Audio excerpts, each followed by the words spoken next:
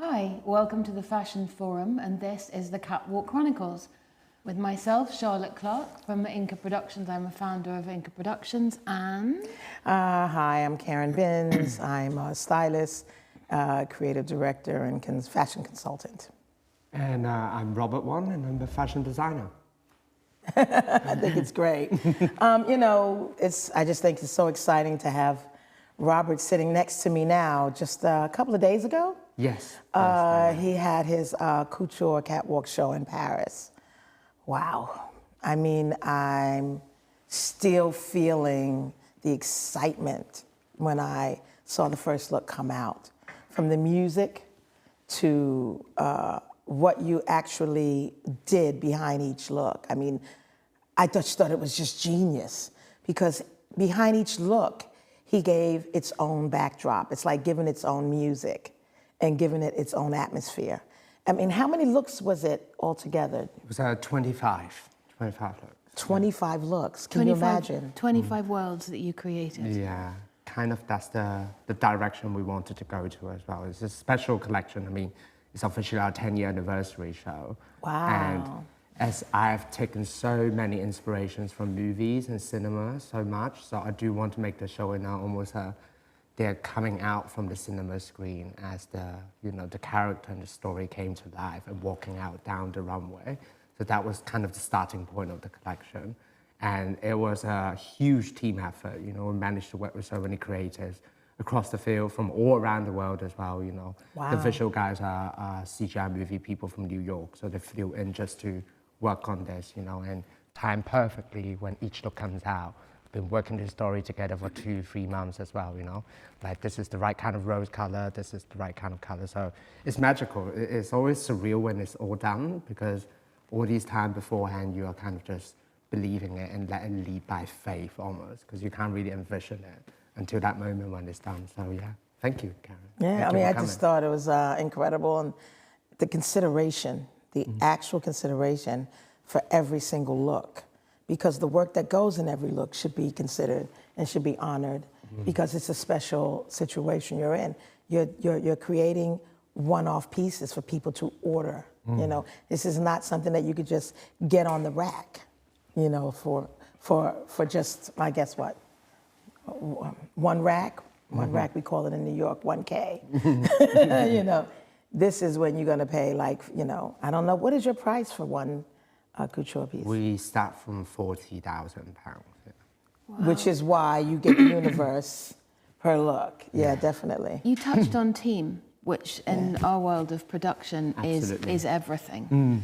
And what I find so interesting is what you and I do is when we come in is share a vision. And what is relatively rare is when you have a designer that has a complete vision. And so for you to be able to say you came out and it was perfection, the world, it's amazing to hear your story about where that inspiration point started. And then for you to be able to translate that into all the different sectors, whether it's from film and content, whether it's the sound, which always affects us so profoundly, the styling and that comes, the lighting, the atmosphere, the seating, every aspect has to play in from that singular moment of vision and storytelling. Absolutely. And that's what, for me, and probably for you as well, makes it when you walk into that room, the hairs start to go even before, and then when that first look comes, and your world just stops, and you're mesmerized by that moment. As you said, it's a single vision amplified by a very, very dedicated together team. Absolutely. I mean, there's nothing more powerful than a whole production. And I want to bring up that it's not always about money as well. I feel like people always thought that, an impactful fashion show, or maybe we're very conditioned to it now in the sense of like, all the big brands, especially those in Paris that have the budget to create obviously the most spectacular show, with the perfect music, location, 100 models. I felt like it's something personal as well, it's like you said, me as a designer, I always try to tell personal stories, and even we don't have the biggest budget in the world, we somehow manage to get people together in our team, no matter on production, hair, makeup, music, even casting. And movement directors that just believe in that vision, and magic can still happen even you are 1/10 the budget for a normal house, for example. So I do feel that personal touch and that belief in that vision, and your job is to also communicate that vision and tell people about the story that you're about to make to happen is very important. That's my own experience in always trying to work with new collaborators, is how do you articulate what you're trying to do? Like not only the deck, the visuals, but how do you tell people that this is important for you and therefore they should believe in it as well, when money is no longer the factor that they're going to be doing it, you know. But you've probably seen, like we've all seen, some of the shows, especially in London where creativity trumps everything, is you walk into some dingy warehouse and you see something that is literally an average light, but a collection walks down the runway that will stay in your heart forever, you'll remember forever, because the way that light, the way that sound, the way that collection came out at that particular moment, the authenticity, the passion, the integrity of the design is raw and is there before you. And then we have seen shows, some of the bigger shows, where you have got the most incredible music directors in the world. You've flown in lighting designers from all over the world. The casting is absolutely unbelievable. The set is beyond, and everyone's putting it all over Instagram. And then the look comes out and you're like, Well, I think it starts with talent. yeah. I'm talking about real I talent, so agree. not borrowed talent or pretend talent, which is something that just comes from taking bits of whatever they've seen the season before, and they think it's a current trend, and they think it's cool because their friends think it's cool, or the media have decided, oh, that's a cool trend. We're talking about, when we're saying making a show incredible, it starts with talent first. The ideas for the collection alone has to be off the chart. It has to be fresh, has to be new, and has to be innovative and inspiring. And this is a big problem with shows today. A lot of shows are going on that are empty of ideas and empty of real talent. And I think with Robert, it's just exciting to see someone with talent actually be able to achieve this kind of show without the backing of LVMH or any of those big companies, and achieve it in a way where he also has the good taste to choose the right team. How did you find your team? Well, my head of design, Paola, has been with me for 7 years. Wow, great. So during COVID, we were still just a one-man band with her, just the two of us really in Dalston. So we managed to co-tour even during COVID lockdown, because I live next door and she's just like 5 minutes cycling away. And just basically, I'd never done a show in London before. I never really, done anything spectacular for the past, like any show or any activity whatsoever. We've been just, taking local photos with my iPhone and releasing them on Instagram. And somehow some people notice, and then it got spread out, and then we gained from one admirer, which is like Paola, that wants to come for an internship, and then I noticed how dedicated and how focused she is on tailoring and pattern cutting aspect. And that is the first hire that I ever made, and it's the best decision I've ever made until this day. Yeah. Lovely story. And she, I mean, also, she now oversees my whole atelier team, You can always tell, I think, when you see a show, something that's going to stick into your head, opposed to something that's has a lot of money and champagne after. I mean, what is better and what is worse? And, what's going to make it to a level where, especially as a British designer, you become more global. I can remember the McQueen shows. He shut it down. Like he was unbeatable because he had the talent, the vision, and he had the right team. Unbelievable team. That's at least 65% of a good show. Why is it now 35%? There's something going on here, and there's something wrong. And I think that also the critics and the people in the industry have to start speaking up and telling the truth. Because right now, it's like, I don't know, we're like losing the passion of doing a good show from the collection point of view. Yeah. I mean, how do you feel about that?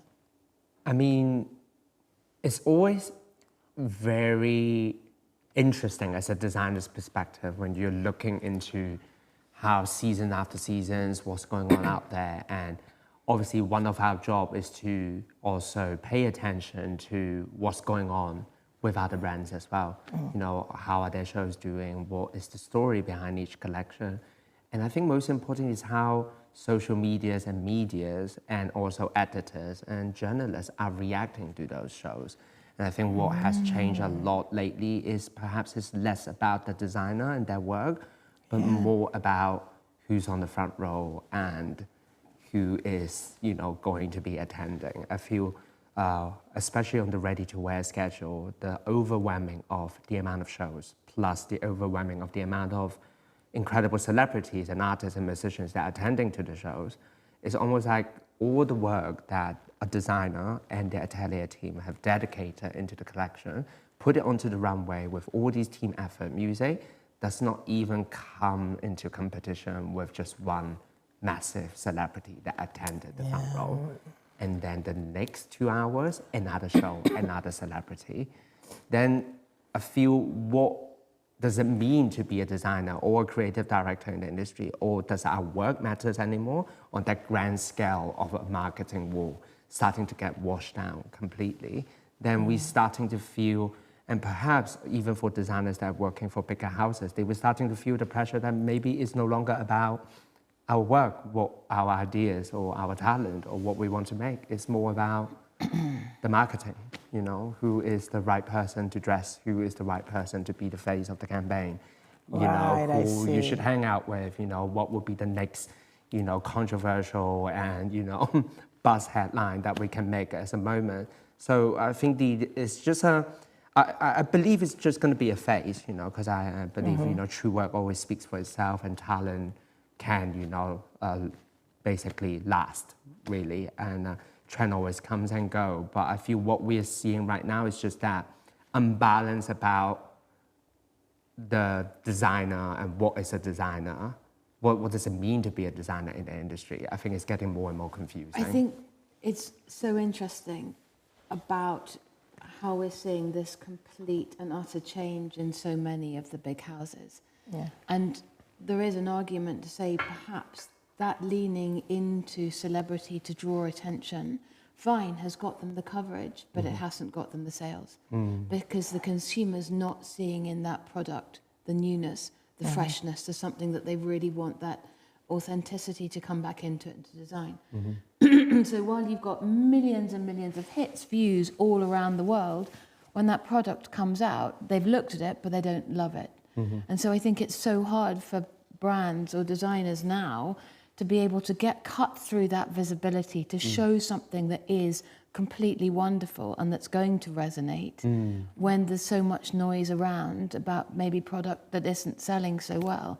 And so you're seeing this big confusion and people trying to land on marketing ideas, product, how does that relate, how does that work, and how is the consumer then reacting and navigating all of that? Something beautiful about couture is maybe the only fashion week schedule week that people still talk about design and clothes mainly than the marketing. It's really much about that. And I think that's exactly why they wanted to put me there when I was with Bruno, which was our mentor for the entire year. Bruno Pavlovsky from Chanel. He was like, your work is couture. Putting you in ready-to-wear would be drowning your talent away, you know, so you should be in couture. So I didn't even come in and say, I want to do couture. It was his idea, that I should be in couture. Wow. I mean, that's incredible. I mean, it's just... Yeah, I'm very grateful for him. I'm very grateful for him. Well, you know what I've noticed, and I've noticed it over the last, I guess, 10 years, that most of the most exciting, and this is not really changing the subject, but most of the most exciting designers and aesthetics that are coming out of the UK. And it's a shame, but I think since Brexit, we kind of lost that little crew that would be this crew that everybody would want to be a part of, which is the London designer scene. And we have so much more to give out of London because we were the ones that had no money here, but our shows were the most fire shows that were going out. And I think sometimes you have to kind of like step back and see, well, hold on a minute. What is the most attractive thing globally? Something that is brand new. And I can say this for sure, from Galliano to McQueen, and to now we can talk about, Grace Walls-Boner, and, we can talk about so many British designers that are now showing abroad. It's a shame that if we didn't have all of them here, our production would get more backing because so many more people would be coming here. And then it would be in a situation where we're not part of the masses in Paris or in New York or in Milan. It would be a London thing, and I think it would make it stronger. And I don't know, I feel that's what's been lost. And now, for Robert having to go to Paris to do a show like that, that would have been a ready-to-wear show in London.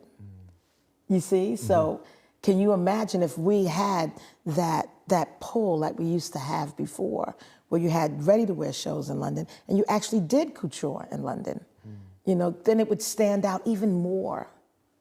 But it's a catch-22 situation because where's the money going to come from? The government doesn't, help anybody out. They ignore and gaslight the fact that London doesn't generate enough money through fashion when it generates more than any other field in the industry. It's the second biggest industry in the UK There after it is. financial services. And it's being ignored. So, talking about shows and presentations and people who don't really have the funding and the money, this is, I feel, what's bringing down a lot of what's going on. We can't create these big shows without the backup. But yeah, I'm coming from a place where this is all well and good. We're talking about how to do a show, but how do you even get the funding to do the show? Even a small show is so much money in London. And I just think that the government has to step in and help out the BFC because if this is not going to do anything, we're not gonna have a fashion week anymore. We're not gonna be able to produce people like Robert. This is so important right now more than anything. You understand because you do production. When they can't do a full-on show, they can't push out their dream. The other aspect that I think really needs to be lent into by the UK is our education system. Oh, really? And when you look at the likes, we've got so many incredible colleges here. Really, really incredible fashion colleges, and even colleges that are teaching from behind the scenes the technical aspects of it, which is amazing. Where are we combining LSE with London College of Fashion? Where are we combining the business people? If you look at the biggest brands on the planet now, they've been started by commerce and creativity. And unless you have that marriage and the respect for both, we're not going to build the big brands. And we're looking at so many brands that are finding it, the young ones to start off absolutely need that help. But then it's also, once you've built a decent sized business, how do you grow it? We know that LV are struggling with that. We know Richemont is struggling with that. Why can't we look with all of our creativity and our brilliance in the UK at looking at breaking that ceiling? It's gone to the wayside because of, the no funding. People just almost give up on producing an incredible show that can just be larger than life because they think, well, how am I going to pay for this? So hopefully, I feel that there's got to be another way of funding coming in to produce shows, especially in the UK, because I know for sure, and I believe that the talent is still here. All of the raw talent's coming out of here, and I just think we've got to do something about it. I just don't know what it is. I'd love to be able to be the fixer, but I'd leave that, of course, with the BFC and the government and who they have to deal with and the Arts Council. But just what you've accomplished and what you've achieved in such a short period of time really shows what we can do coming out of the UK. And when you're seeing all this new talent, are you seeing it direct coming off the catwalks at graduation shows, MA shows, BA shows, or are you seeing it also represented on the London catwalks? Well, I do still, and I'm probably going to be hated for saying it, but I do feel that the graduate shows need to be a bit more refined. I do. I think sometimes it begins to look like a free-for-all. And okay, I know that there's a big market for costume. I understand that. But I think sometimes the costume designer overshadows the fashion designer a lot more. And I think they're into the spectacular, overwhelming, achievement of making a dress that looks like it's the door on the ceiling, instead of making a dress a girl could sit down in. I'm just being 100. And this is business. This is business we're talking about. You go to school for 4 years to give me a dress that is a door. I love a dress that's a door. I've actually done one. But you have to be able to sit down in it. It has to go on a rack, and it has to be sold. And I think that the UK has to start understanding the importance of real clothes in their shows. And I think that the graduate shows, they used to be a lot harder to get into.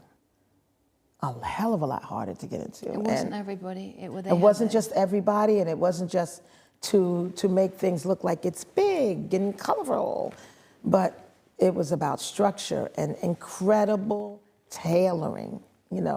This is what the UK is supposed to be famous for. What happened? So, my idea of shows, yes, starts at the graduate shows. We have to start showing clothes and having people graduate that can actually do clothes. Of the 10 names down for Chanel, how many of them are English? At least 5. At least 5. At least 5. From the whole world, there's at least 5 names that we know that are up for it. Yeah, it's crazy, but Little old England. I mean, I don't want to be a Debbie Downer, and I don't want to say, oh my God, because you don't have money, you can't put on a good show.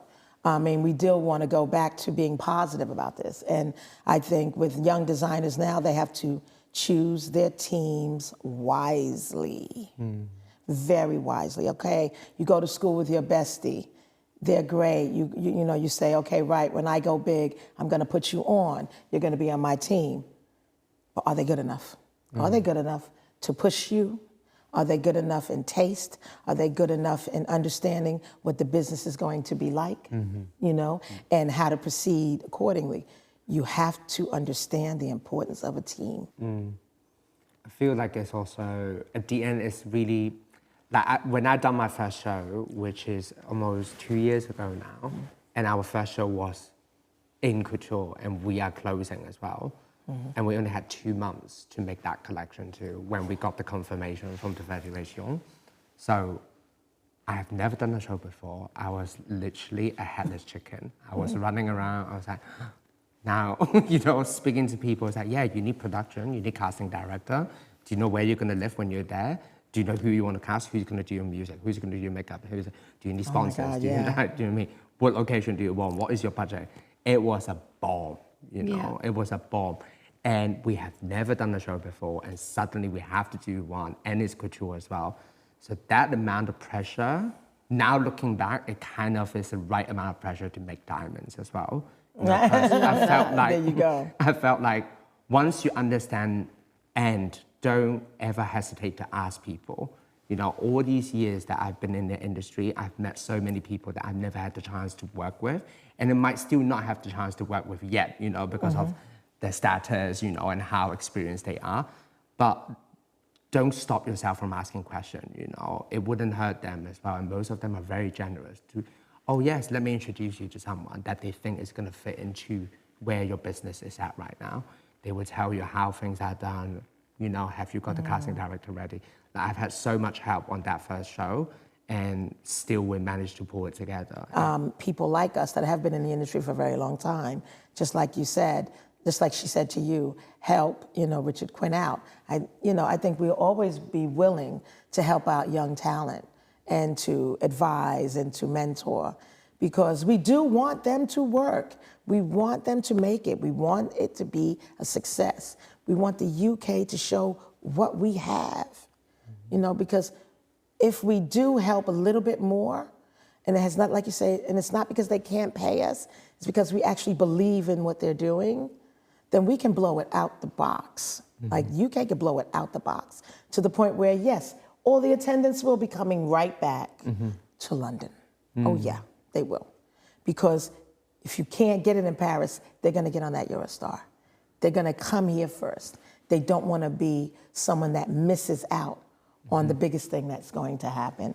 And you know, support, yes, is probably one of the most important things that we can do.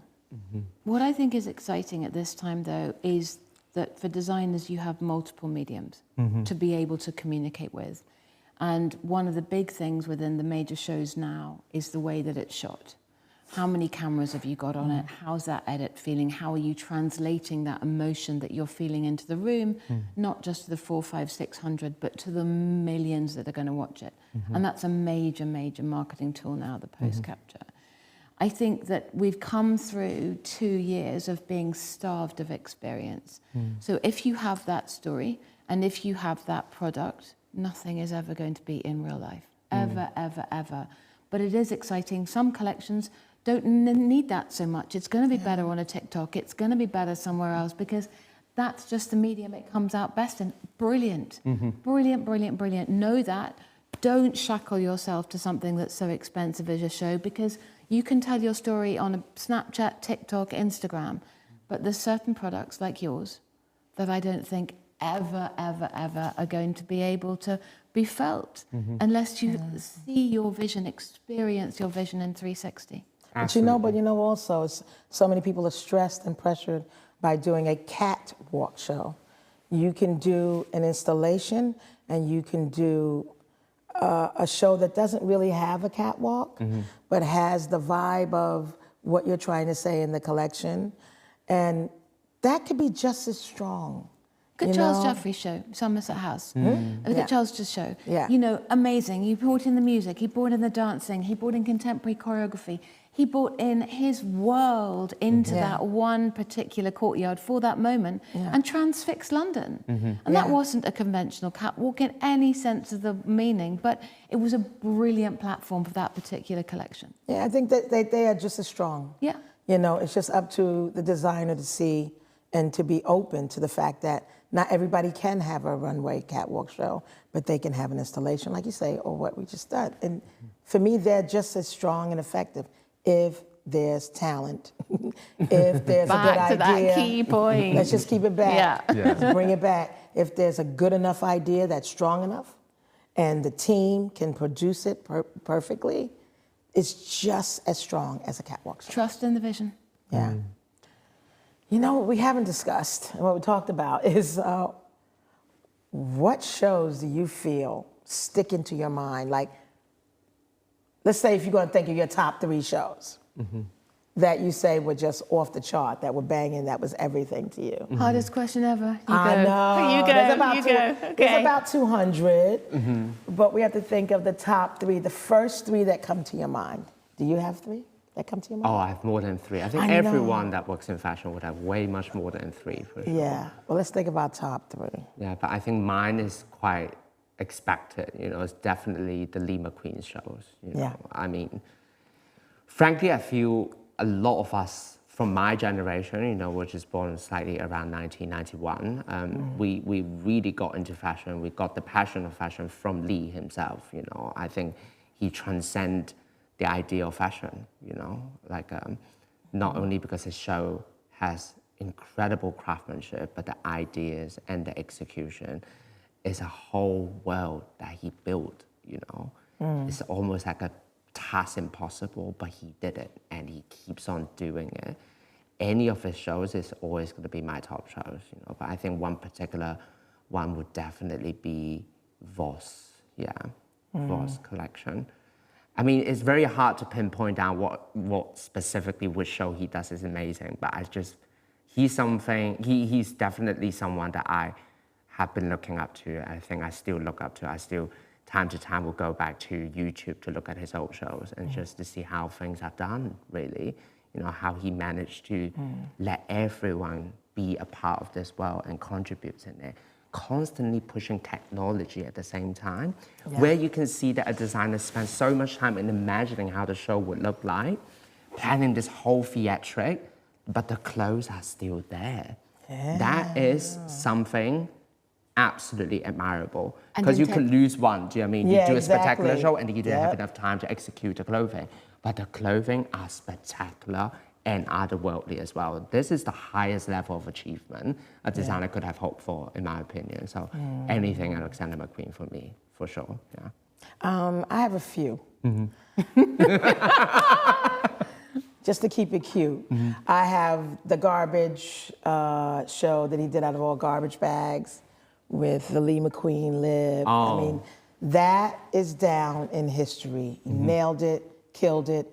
He didn't even want to speak to anybody after the show because he probably thought it still wasn't good enough. Yeah. This is the level that we're dealing with, you know. Another one is Rick Owens. I think Rick Owens goes in, like he goes in hard. Like this last show was a feat of amazement. I mean, it kind of reminded me of the entrance of the Cleopatra film when Liz Taylor comes to see the man, and you know, they have to carry her, all of these people. And I mean, the entrance of this woman that they had on top of I don't even know what it was, a sculpture.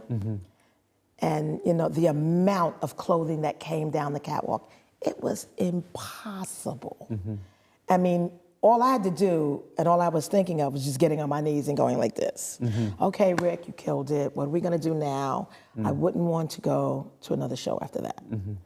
Another show I can probably remember is an old Gautier show.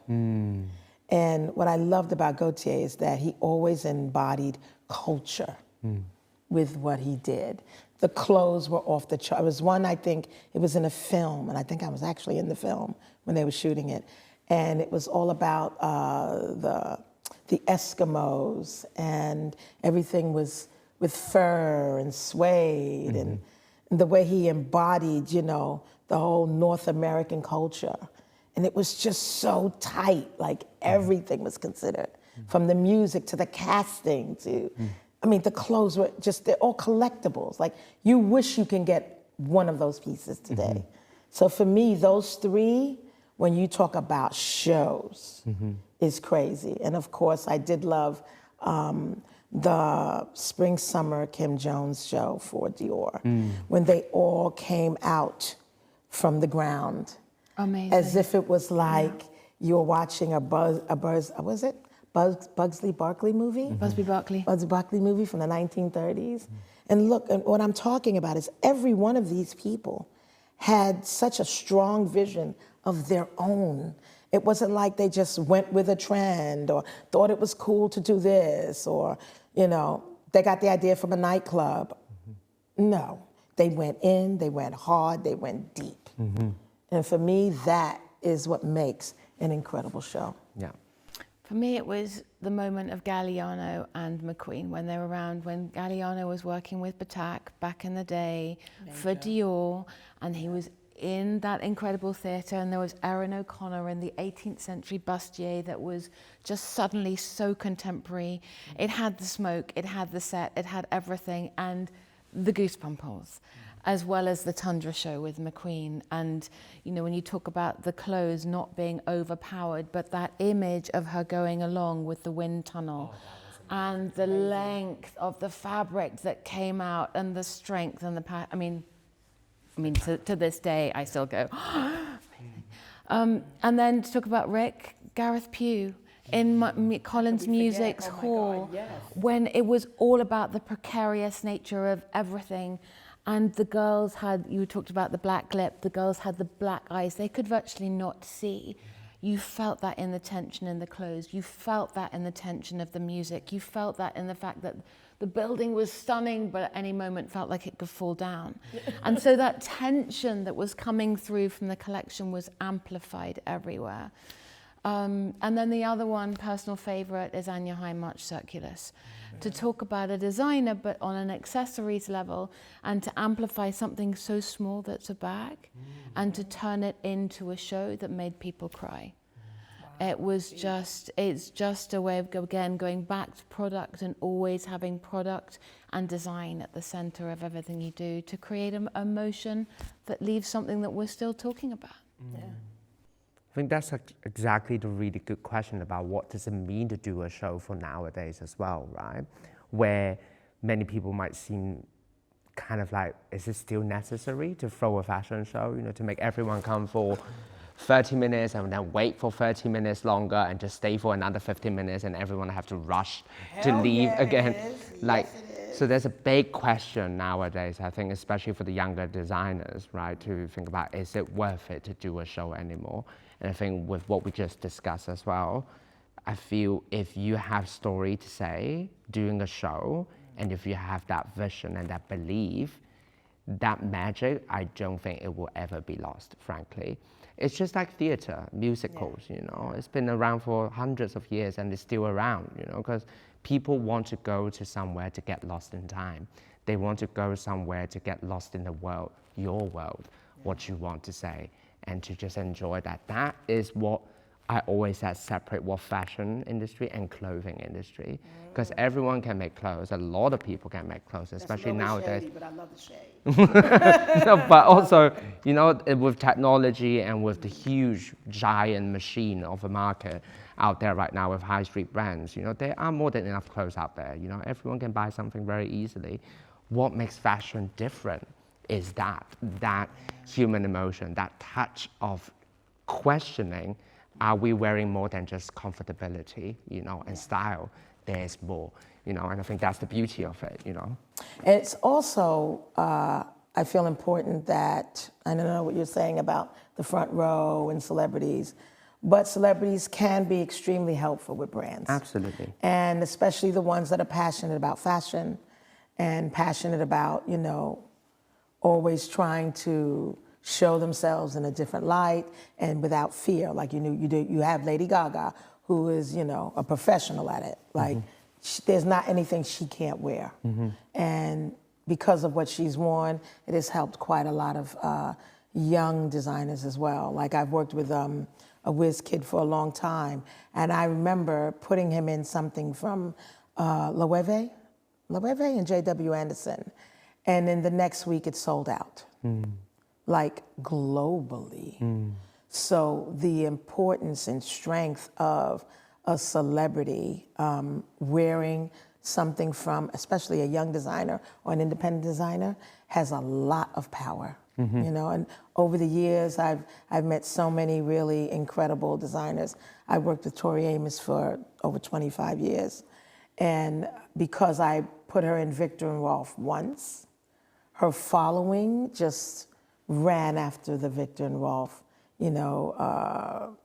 clothing line, and they just wanted everything from it. And it's just something to still realize it's important too. It is important. And, yes, okay, you want to design because you love to make beautiful clothes, but it is also strategic to design thinking of possibly a celebrity wearing it. I mean, have you ever thought of that when you're designing? Have you thought of a celebrity that you possibly would like to dress, or you feel, would wear even something that you've had made 3 seasons ago? Because of course there's a lot of archival, things going on at the moment. I don't. Personally, I don't have a muse or like a specific person when I design. I'm leaning more into the story and then try to imagine that woman or that person itself is the embodiment of that design, and therefore I'm very grateful for all these incredible artists, actors, that they manage to see the vision and imagine it, oh, that could be me, and I think that's the one thing about custom and couture as well, is you work with the styling team and the artist and to transform a look into another. I think one very good example is the rainfall coat that we've done on our first couture show. Right. And when Adele and Jamie, the stylist, came in and they want a custom for the Vegas residency, and we transformed that into a gown for her. And specifically because I was looking into, they also have a set when she set fire to the rain with actual rain coming down. So it was like, let's make a gown that actually makes sense to her figure, to her image, and we transformed the design into something which is very important to me because I'm such a huge fan of her. And I feel that's the beauty of working with, like you said, artists and celebrities. But I feel what I've mentioned about before is there needs to be a balance. And I felt like, for example, the working relationship I have with Jamie and Adele is symbiotic, you know. As much love I have for her, she also has that respect and admiration. And that is where magic happens. And I feel we need to find that balance so designers don't always feel like, I'm someone that needs to beg people to wear my stuff, you know. And they can tarnish it, got rid of it, lost it, and I still don't have the courage to ask them for the, for payments or, to just suck up that disrespect, you know. I feel designers need to feel more that, like, as much as you need to appreciate artists and celebrities out there that are helping you and it's going to adorn you, worn your clothes, you need to also have that self-respect of your work as well, know your worth, And I feel then the right kind of artist will come because it shines through your work and they will come with you, approaching you with a lot more respect too, That's really important. I never heard that. Yeah, well, that's just my little own experience, I think that should be noted. Definitely. Yeah. What do you think? I think it's interesting you touching upon the work that you did to introduce talent that you're representing to the correct designer, which then links into the respect, because we've seen the outfits go wrong, the pairing's wrong, and it can be not quite as damaging, but it can be seriously damaging.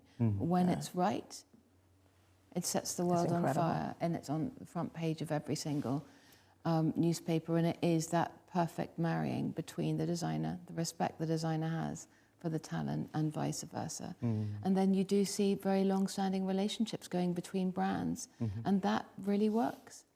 Always finding it fresh, but then keeping good friends. Well, didn't Audrey Hepburn always work with Givenchy? And that relationship lasted forever. Yeah. I think this is something that should be considered. When you're working with celebrities. It is the celebrity that also inspires you. Absolutely. Yeah. Zendaya's good for that. Zendaya's, she's a dream. I mean, what Luxury Law does with her is incredible. Amazing. And I have noticed that he's done a lot of archive pieces on her. And on the Met Ball. On the Met Ball, yeah. And it's just, I think they were on a tour for the film, and I looked at everything he was putting her in. It was just incredible. And it was something that was maybe 10 years old or 15 years old, which means fashion should have that long-standing approach where it becomes a classic. Yeah. And this is, to me, the answer.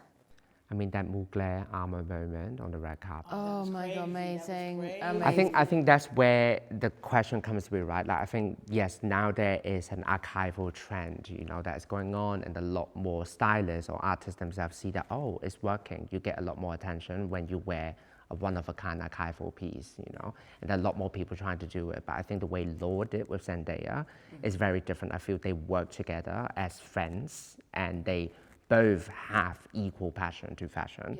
Yeah. So when they pull something, they know why they want to wear it, what is the story about, who the designers are at least, and why do they have to have that moment, what does it mean, what are they promoting even? That's where magic happens. That's why I love those archival moments when you're working with the right artists and the right stylists, like in this case, like Law. Yeah. And what I love is she's combining the new with the vintage. And she's showing her intelligence and understanding of the industry and, as you say, the moment she's articulating, because she's able to oscillate between the two so brilliantly. And she happens to look quite fine. Yeah, she happens to look amazing. Can't come for Zendaya. Zendaya can wear a T-shirt and a paper bag, and it's on fire. So and it's on fire. Yeah. Anyway, thanks so much for having this conversation. Thank you. It's been fun. It is.